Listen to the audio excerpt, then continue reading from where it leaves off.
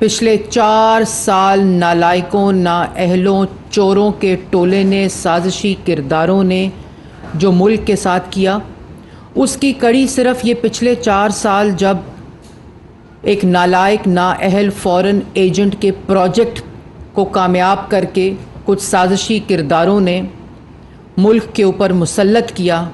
ये सिर्फ 4 साल की कहानी और किस्सा नहीं है। इसकी शुरुआत जो है वो 2013 में शुरू हो चुकी थी। आपको याद होगा कि 2013 में मुल्क के अंदर महंगाई, दहशतगर्दी, एनर्जी का बहरान, तवानाई का बहरान, मुल्क के अंदर बेरोज़गारी, मुल्क डिफ़ॉल्ट के नहज के ऊपर। और उस वक़्त अगर कोई ये समझ गया कि इस मुल्क की जो मुश्किलात हैं और जितनी ज़्यादा सख्त मुश्किलात थीं, उसका हल सिर्फ एक शख्सियत के पास है जिसका नाम नवाज़ शरीफ था।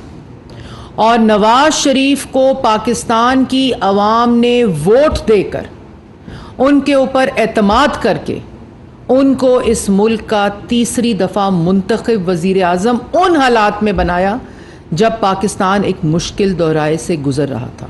क्योंकि पाकिस्तान की आवाम ये बात समझ चुकी थी कि अगर इस मुल्क को मुश्किलात से कोई शख्स निकाल सकता है, बहरान से निकाल सकता है, दहशतगर्दी से निकाल सकता है, बेरोज़गारी से निकाल सकता है, मुल्क के अंदर महंगाई कोई ख़त्म कर सकता है, तो उसका नाम सिर्फ नवाज़ शरीफ है। और मुल्क के अंदर पॉलिटिकल स्टेबिलिटी की बुनियाद अगर किसी शख्स ने रखी तो वो भी नवाज़ शरीफ था। नवाज़ शरीफ ने तमाम सूबों में जो मेजॉरिटी गवर्नमेंट्स थीं, जो मेजॉरिटी जीती हुई जमातें थीं, उनको हुकूमत बनाने का मौका दिया।